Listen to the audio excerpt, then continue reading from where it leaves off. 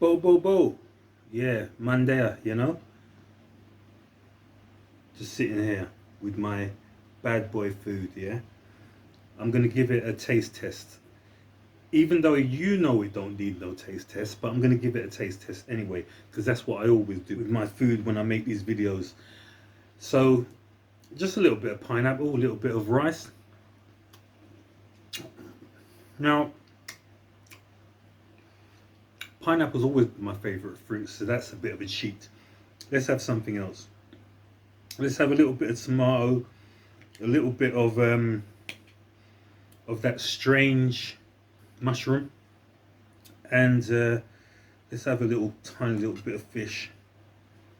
Yeah, a little bit of fish, a little bit of mushroom, a little bit of tomato, and a little bit of rice. It's all there, man. It's all there.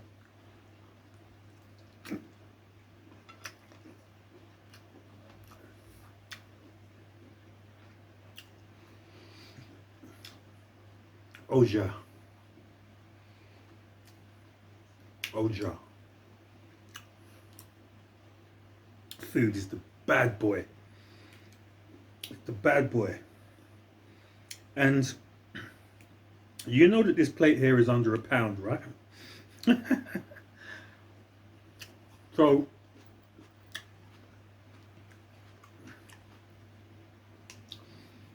any of you lot wondering how I can afford to live, now you know. And this lychee juice business, but super jam.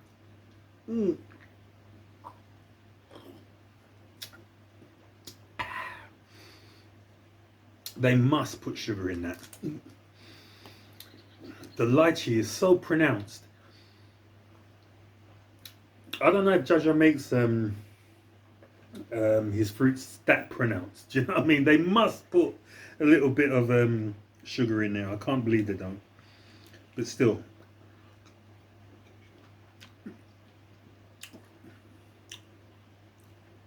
I've actually laid out my towel here on this bed. But just because the towel was at the top of my washing bag and I was riding through that mental rain, the towel's actually wet. You know what I mean? It's a complete joke, and I know that I'm talking a lot about the rain and stuff, right? But that has been the sort of major theme of my life for the last, few months. This rainy season is no joke. Outside of the rain, it's still warm, and you do get these little patches. You do get these little patches, and sometimes the sun seeps through and stuff. But I had no idea that it was going to be this rainy. This rainy season is an absolute joke. Right now, I didn't want to sort of do no sort of big in-depth talk or anything like that. I just wanted to just wanted to tell you guys a couple of things, because firstly, I actually, a lot of you don't even know this, but I actually came back to the UK before coming out to East Asia. I did come back after Africa. I came back to the UK, and I was there for a good couple of months.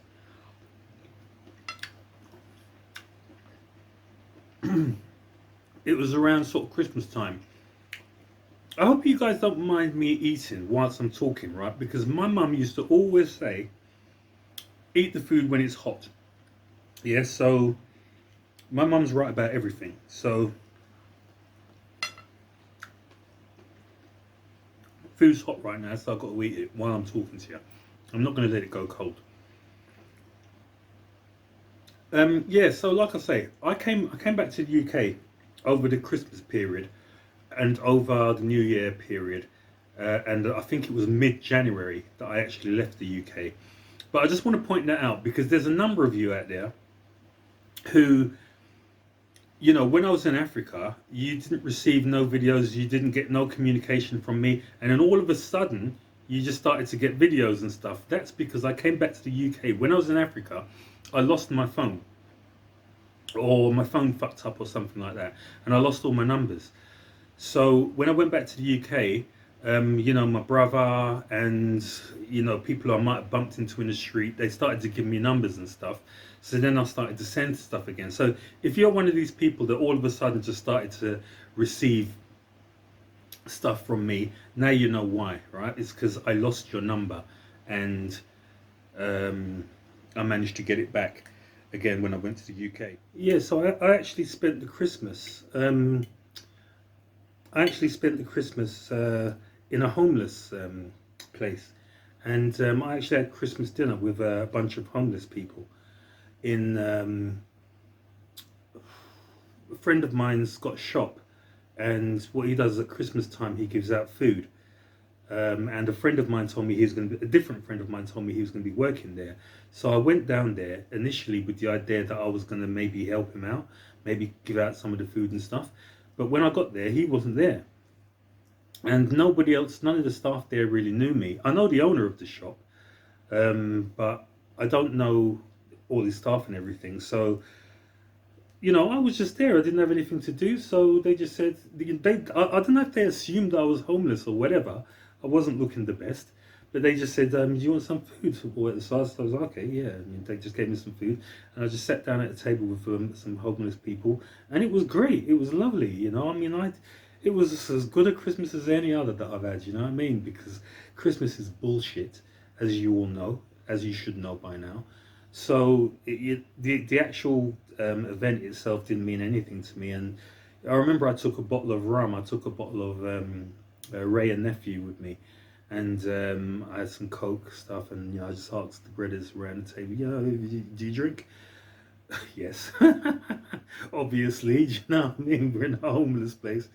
So you know, I just pour out some Ray and Nephew for them, and we sat down eating our free Christmas dinner, drinking, and it was lovely, man. It was like, geez, as good a Christmas as anyone that I've ever had. You know what I mean? Um, I'll give a shout out to the brother. It's coming up. It's coming up in Catford. Yeah, I'll give him a shout out because I think that's a lovely thing that he does there every year, giving out free food to homeless people, and because you know I was kind of one of them this year, I understand how important that is. Do you know what I mean? So, yeah, yeah, big up yourself. Yeah. Now, something I have to point this out because one of the things that I found quite shocking when I went to the UK was,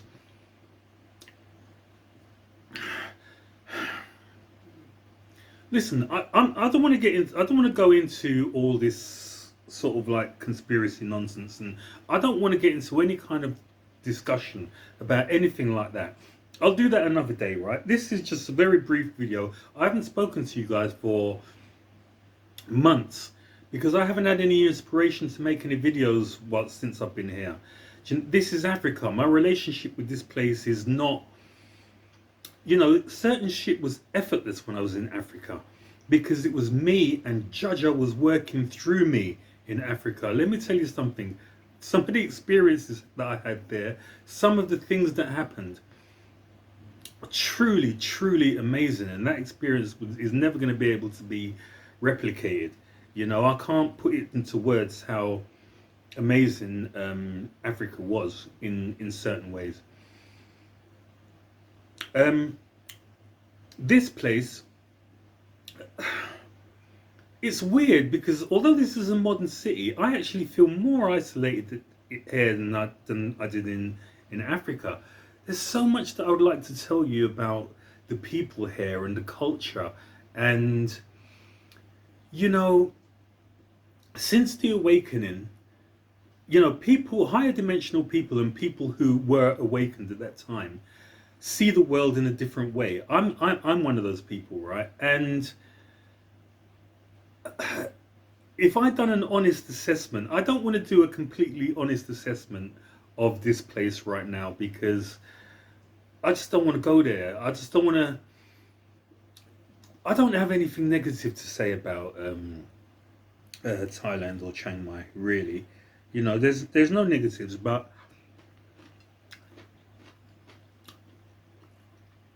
if all of you lot were higher dimensional, then I would say it. But a lot of you lot, I'm just being honest, man. We're not all created the same. We're not, and some people just can't see things that other people can. I know some of you can, and I wish I could have a conversation with you guys because I've made certain observations about this place, and I would love to share it with you. But I know that so many of the people who are watching this, it's just going to go over your head anyway because you don't have the ability to. Do you know what I mean? Sorry.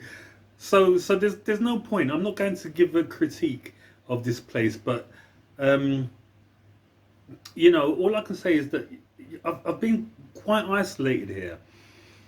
It's not such a major problem because anybody who knows me knows that I'm the king of lonely. Do you know? Look, if you took me and took one of you and put us both in two cells, two solitary confinement cells next door to each other, you would go doolally in half the time it would take for me to go doolally. Yeah? Because like I say, man, I'm the king of lonely, I'm the king of solitary. And nothing can sort of phase me in that way. But this place here, it is it is quite lonely. But what can I say, man? The Thai people are. Do you remember when I was in Africa once and I was talking about the people and stuff, and I said that everybody's just so lovely, but if you start to create associations and you start to get close to people, if you go over a certain level, that's when you're going to be disappointed, right? Well, it's kind of the same here, and what is that word? I think it's gregarious. Yeah, when you are alone and you're kind of bowling around and you trying to make friends, I think people can sort of pick up on that. In the same way that a dog can pick up that you're scared of it, and you don't say nothing or anything. Obviously, the dog can't understand you, but he can just know that you're scared. In the same way that if you are overly friendly and you're overly trying to make friends and everything, people just you're just leaving yourself open for abuse. And there've been a couple of instances here where I've kind of been in that situation where do you know what I mean? So yeah, I don't force myself on anyone. Same with you guys, because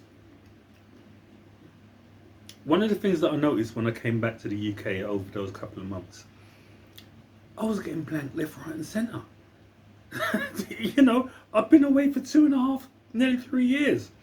And I come back and I said, right, okay, let me just try and check this person. Let me just try and check that person. Let me give this brother a ring. Let me give that brother a ring. Everybody blanked me. So if you think that you're the only one, yeah, because I'm sure there are some of you watching this thinking, I blanked Stephen and blah, blah, blah. Look, everybody blanked me. Yeah, so it's not just you. Don't worry about it, man. I know that everybody's got their issues. Everybody's going through something or other. Um, I have my times when I don't really want to chat to people and all that kind of crap. But I must admit, I do find it unusual that some brethren who I had for years and years and years and years and years, and they blanked me. Do you know what I mean? But yeah, everybody's got their reasons. And like I say, what I will say with regards to the blanking and everything, um, listen, the whole country is in shock. Lots of people are fucked in lots of different ways. You got a reason to blank me, that's cool. But all I can say is it's up to you. Do you know what I mean? Because like I say, I'm the king of loneliness. I'm the king of solitary. Yeah. So you blanking me isn't. I'm just being honest with you. Because you can get a lot more out of me than I can get out of you, right? And to think anything otherwise, you're delusional. So blank to your heart's content. But I just think you're wasting your time. Um, but it's not how I operate anyway. You know what I mean? I just love everybody. Do you know what I mean? And if you reach out to me, I'm not gonna blank you. Yeah. Um, but it's your prerogative, man. It's up to you. If you want to blank me, that's cool. I'm as the Thais say, I'm easy with that. Yeah. I think one of the reasons why nobody kind of speaks to me and stuff is because I'm not saying it's purely the only reason, but we've just now gone through a period where there's lots of contention. There was me telling people certain things and people not wanting to listen and having their own opinions and their own ideas. I have been right about everything. If there has been one thing that I've been wrong about, tell me what it is. And, sometimes I think to myself, Stephen, you're not getting any, you don't get no thanks for anything. Is it because we never charge you? Rastafari told it to you freely. Is it because we never in a necktie? That's why you never believe we. I know the doctor says stop this and stop that. Don't eat this, don't drink that. Never rebel. But anything where them I tell you, Rasta tell you, and you tell, we say a lie, we a tell. I'm glad it's not too late. Just say sorry. I'm glad it's not too late. Whenever you're ready, you've got time to set things straight. I'm glad it's not too late. Oh boy. And like I say, man, because you lot have been in the UK during that whole entire dark period, I don't know if you lot can really see how much it's changed. Because when the darkness was happening, when the devil was revealing himself, right? Overtly revealing himself, because there's higher dimensional people who knew all this shit long time ago. But anyway, when he revealed himself, I just kind of packed up and shook out at that time, right? Things were upside down and I shook out. So when I came back, what I knew as normality had completely changed. Let me tell you something. My analysis is that you guys are in shock. Yeah? You can't experience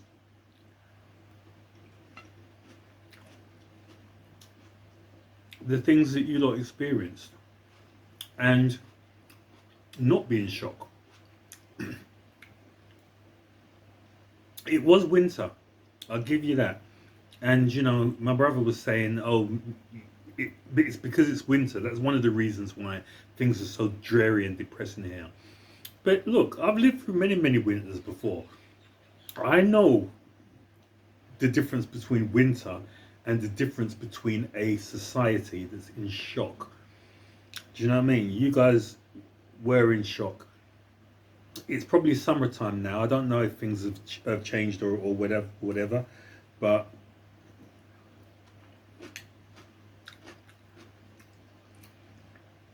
what can I say, man?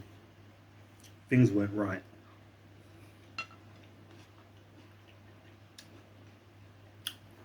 I was walking around. It was so fucking depressing. It was so shockingly depressing, man. I had to get out, man. I think I always had it in my head that I was going to go somewhere else, but I needed to get out of there. Um, I remember during that time, right? I even went for a job interview. Yeah, I went back into the city. I applied for a job, and I went back into the city, and I sat down. I sat down in this interview in front of these two. One was a woman; she was pregnant. It was her job that I was coming to get. Um, and one young brother. He must have been about, I don't know, about 35 or something like that. You know. Um, and I was sitting down in front of these two people. And I was thinking to myself, what am I doing here? Do you know what I mean? I don't even want this job. You know, I was thinking to myself, I've done this so many times before. To put myself in this position where I've got these two people assessing me, assessing whether I'm good enough. Listen, man, I am the greatest. I am judge's favorite. Do you know what I mean? I don't. Do you know what I mean? How could you two be sitting in front of me, assessing me? Anyway, I came out of there, and it was a few days. It was a few days. And I didn't hear anything. And it was one of those insults. When you put in all the effort, you go to an interview and everything, and nobody contacts you. They say they're going to call you and whatever and tell you the result and give you feedback and whatever, but they never do. So it just, yeah, I'm sure this is intentional. It's just to demean you and to make you feel small. The fact that we can call you up, make you go for an interview, and we don't even have to call you and tell you the result. So it was another one of those situations where you just kind of have to assume that you didn't get it because no one's going to tell you. But I was thinking to myself, why am I doing this? What? Do you know what I mean? And well, anyway, I done the interview and everything, right? It wasn't a particularly bad interview. It wasn't a fantastic interview. There wasn't no horrible stuttering or anything. And after I left there, I left there and jumped back on a train and went back down to. I think I stopped at my brother's house, and then after that, I went back to the place that I was staying. Now, I was staying in one of these Victorian yards, right? A friend of mine, I was staying in his yard. I was renting a room from him.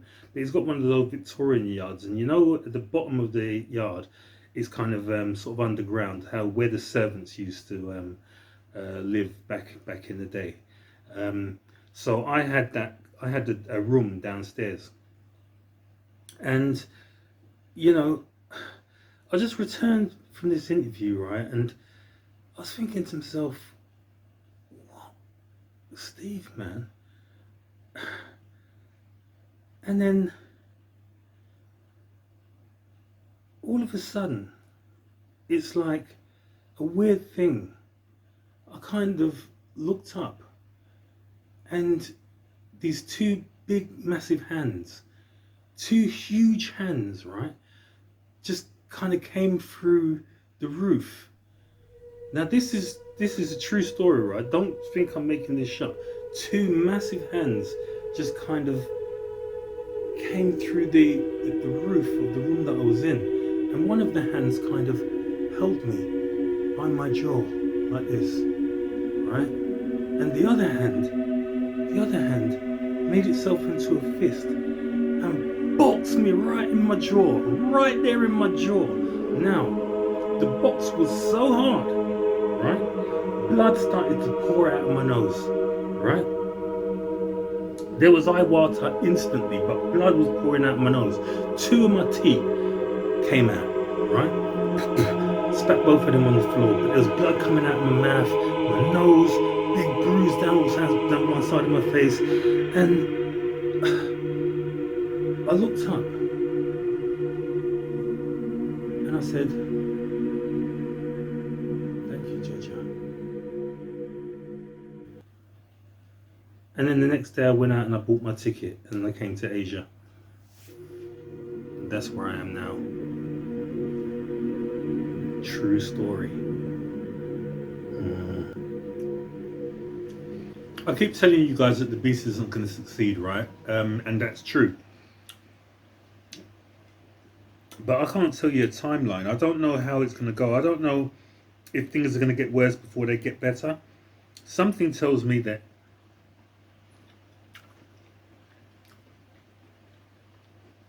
in 2024, early 2025, certain things are going to be revealed.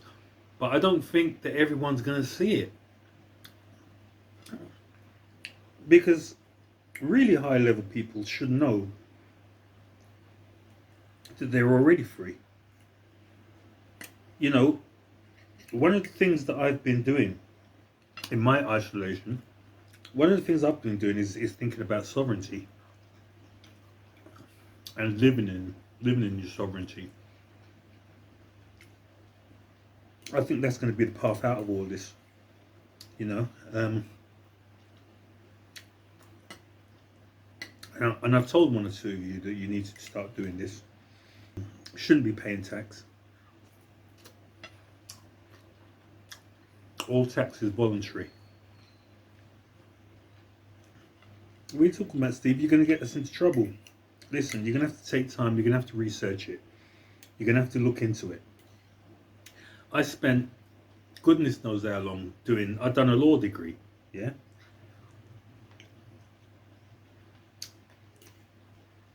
And I can tell you, I hardly learned anything about law. And as soon as the course was finished, literally, I'd say probably 10 minutes after I left the last exam room, I forgot it all, yeah? So they never taught me anything about law. That was never their intention. Lawyers on our level don't know anything about law.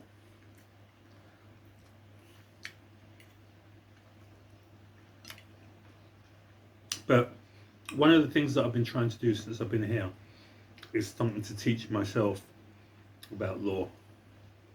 And regards sovereignty, which I think is going to be our path out of this, it's possible to teach yourself sovereignty and law. And I think if you do that, you see, it's a mindset. It's a mindset. Now that I've got a kind of sovereign mindset, I look at so many things in a different way. You know, small things. Like I remember when I went to Laos to renew my visa so that I could stay in Thailand a little longer. And I was stood up in the line, yeah. And at that time I covered my hair with one of those, you know, those little sort of cloth things, right? So I'm going up to the passport thing, and the guy is like, could you stand there in front of the camera? I says to me, okay, I stand in front of the camera. And he goes, take the thing off your hair. I was like, what? He said, take that off your hair. Like, I'm like, inside I was thinking, are you nuts? Who on earth do you think you're telling me? Listen, there are limits. Do you know what I mean? What the guy was doing was trespassing. You know? So, you got to be as polite as you can. But just tell him, look, my hair I ain't taking this off my hair. You know? If you live in your sovereignty, and you know, as soon as he kind of realised that he's overstepping the mark, he's just like, okay. Don't give it the bigger no more, because he knows that there are certain things. That's a tiny little thing, right? But what I'm saying is, if you start to live in your sovereignty, then you can see all the cons, you can see all the things that they're doing, all the machinations, the means and the methods and the ways in which they control your life. You know, it's all, you can see it all the time, every day. You know that film They Live, where guy walks down the street, everything looks normal, and then he puts on these glasses, and then he can see all the sinister shit inside all the normal shit. Once you start living in your sovereignty, you can see it all like that. You can see the world like that. Yeah, you know, and I think that is the reason why, although this society here that I'm living in here, in Thailand, it's so free, and I can see, because I think in a certain way. Do you understand? I can see it. I can see it. This ain't no free country, man.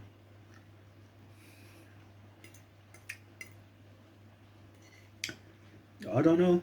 You know, I haven't seen enough. I don't know enough about East Asia to make any kind of assertions about.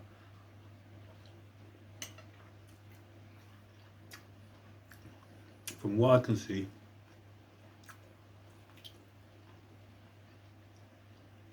but in certain ways it is free, and because I've come out of that, sort of prison planet place that I come from. If you put me in somebody else's kind of prison planet,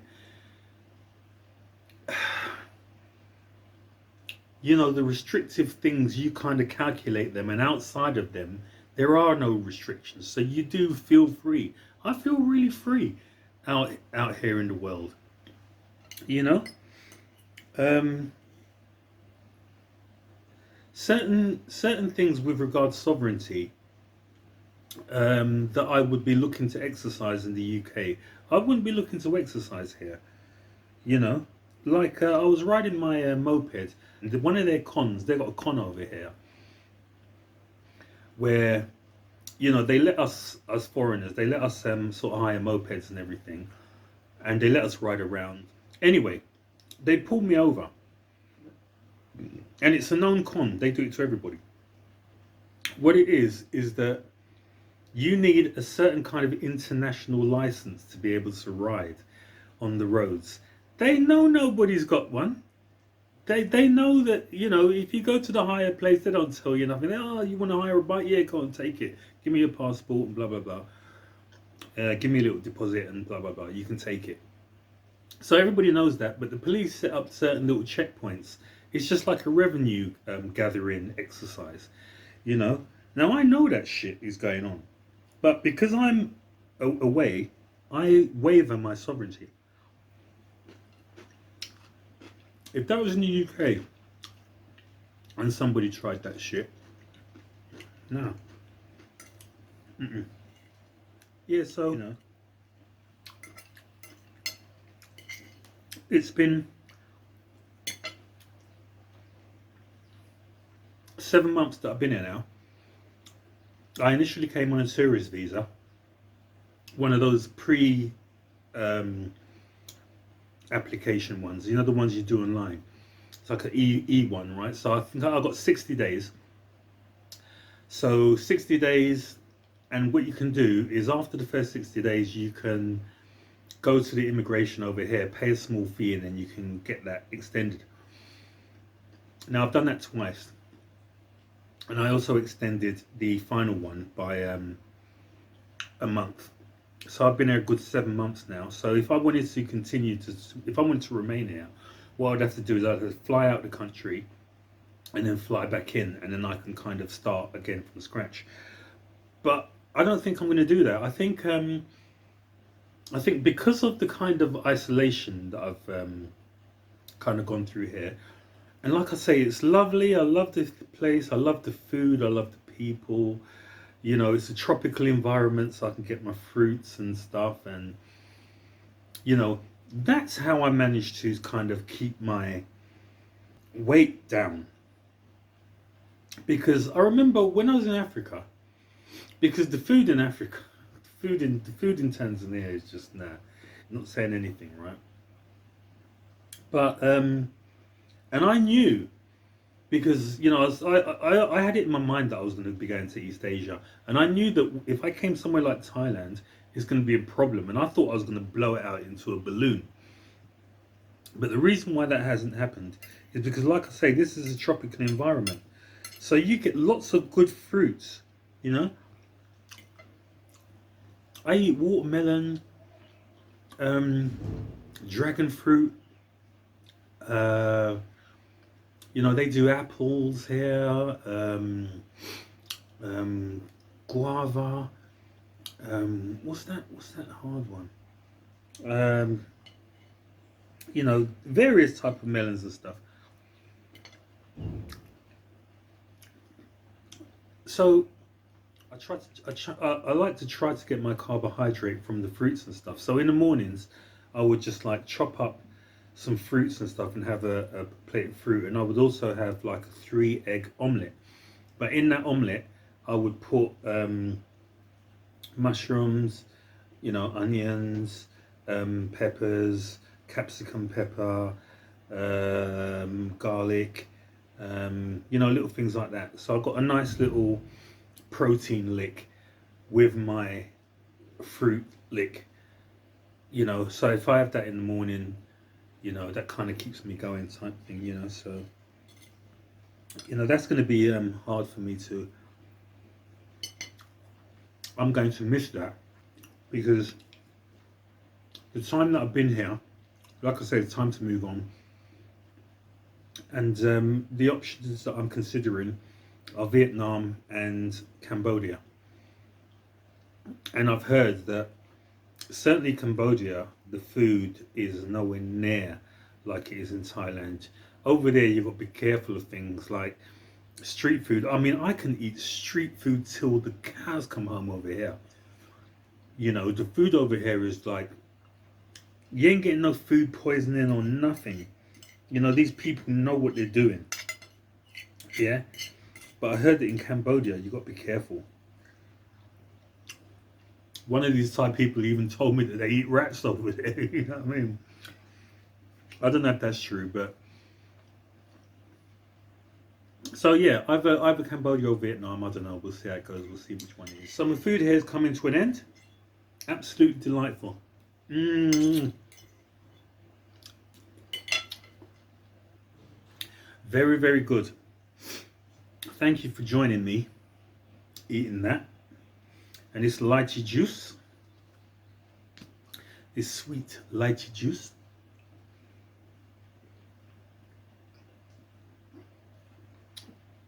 Oh, ja ja ja ja ja ja. Let me just put that there. And obviously, I don't think I've given you any kind of idea about this, but one of the other great things about being in Thailand is that green is legal. Legalize it. So, one of the ultra pluses of being here, and I'm gonna miss this whether I go to Cambodia or Vietnam. I'm gonna miss this badly, but green is legal here. Don't criticize it. Can you imagine? What it is, they've got loads and loads of shops out there. Tons of them. They're everywhere. You've sorry, I'm looking down right now. I'm not being rude, but I'm just putting my green inside my pliff. Yeah, so bear with me, yeah. But basically, you know, when I'm out there, sometimes I'm walking up and down the streets and I'm thinking, how is it viable for there to be so many weed shops? They're everywhere, everywhere, and every, like, put it this way, on one road. Okay, if it's a main road, I would say that you might get something like 25 weed shops on the road. Yeah. And you know, more often than not, I mean, there's some that I go in, and you know, there's people in there because what they do is inside the shops, they try to make you kind of feel comfortable so you can sit inside the shop and burn. So they might have like a pool table in there. They might have a guitar. They might have some games. You know, they'll have Wi-Fi so you can bring your computer in there. You can sit down. You can do whatever you're doing. Yeah. Hang on a minute. Yeah, unfortunately, I'm still using this duppy tobacco. Got to stop this, man. It's got to stop this. You know, unless you can get some fresh, ITOL tobacco, you shouldn't be doing this. But the thing about it is, I can't smoke ITOL spliffs because I find that if I ever build an ITOL spliff, it just burns the hell out of the back of my throat. Do you know what I mean? I don't even like, because when you go to a lot of the shops over here, you can buy pre-rolls, yeah. But the pre-rolls, it does the same thing that the ITIL spliffs do to me, man. They're just like too strong, and somehow they just like burn up my throat. So I always like to buy my own little stash, and then just come home and just build my own spliff. But one of the things that I will say, right, is that some of the weed is bloody good, man, and you get what you pay for. It's not super cheap. And some of it is, but then if you pay a little bit more for a much better variety, oh my gosh, you burn a ting, right? Like I sometimes like to burn a ting and then just go down to one of those quality massage places, sit down, close my eyes, and just get a foot massage. Get an hour foot massage. And what I do is I just close my eyes and I just drift off into the Steven sphere. Do you know what I mean? And I just float around when this woman is doing massaging my feet in such a gentle and lovely way. And me and Jaja are just floating around, just looking out all over the world at the beautiful nature and everything. And I open my eyes and I'm back. Do you know what I mean? So that's what some of the green can do for you over here, you know. If you just burn one, the buzz is so much that you could almost feel it ringing in your head, you know, if it's a good quality weed. If it's a crap quality weed, all you're doing is just burning up your throat for nothing, you know. But if you spend the money and get good quality weed, then you know you're in luck. This one here is sort of middle of the road. I got this from a place that I go to quite regularly, where I know all the guys in there. Yeah, I'm really gonna miss that, man. I'm really gonna miss the green when I leave Thailand. Let me finish this right, and I'll come back to you.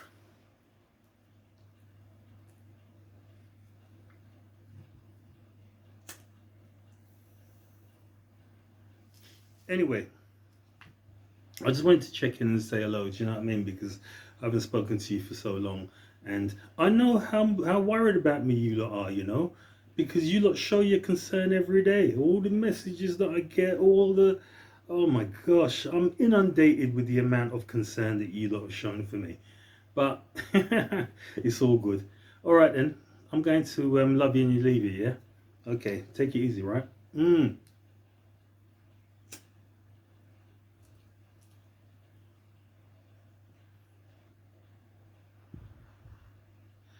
Love or no.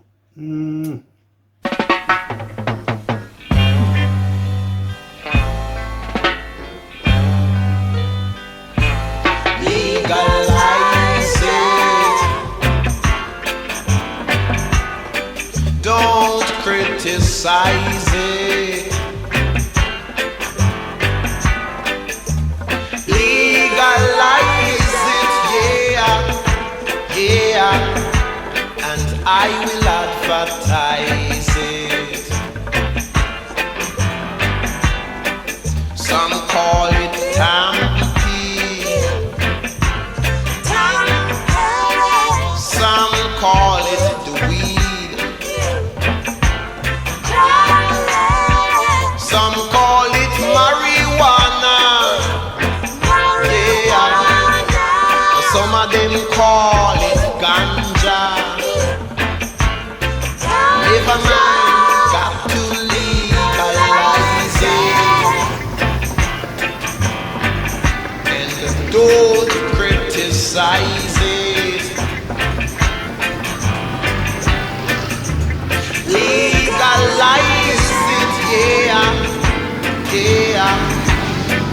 I will advertise it.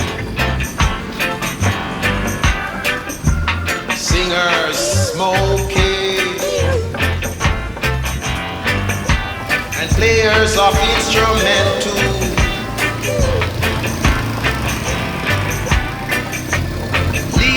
Legalize it, yeah, yeah. That's the best thing you can do.